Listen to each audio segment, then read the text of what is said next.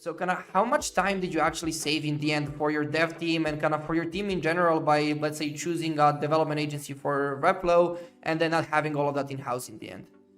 Yeah, so if we would have had a team in-house for Webflow, I think we would have had like 1, 2, or even 3 full-time employees only for that.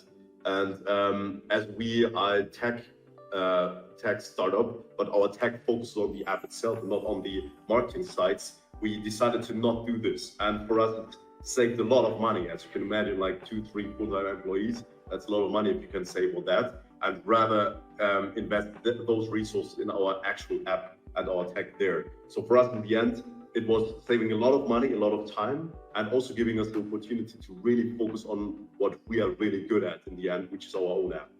Yeah, and I mean, also on the other side, I guess you have a lot more resources to focus on the marketing side, just because I know how good the wireframes and kind of the thoughts for every single page come from your team, just because that's your only job is just kind of thinking the best marketing strategy and then kind of we're in charge of executing that in the end. Yeah, exactly. Yeah, so and how important was it? Because Webflow is technically, I would say, a development, kind of a custom development platform, but visually. How important was it for you that we integrated all of the APIs for your platform and creating the checkout flow on Webflow in the end and kind of making that a streamlined process?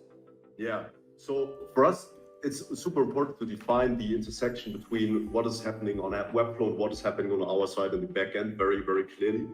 Because where do we take ownership over the whole tech?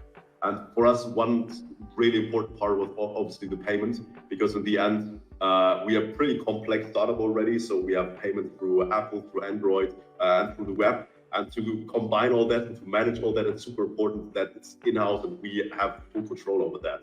But at the same time, we didn't want to create a very overloaded or bad-looking flow on the website as well. So the API was a great solution for us to really have full control of the payment back-end side, while at the same time having incredible experience for the user on the front end.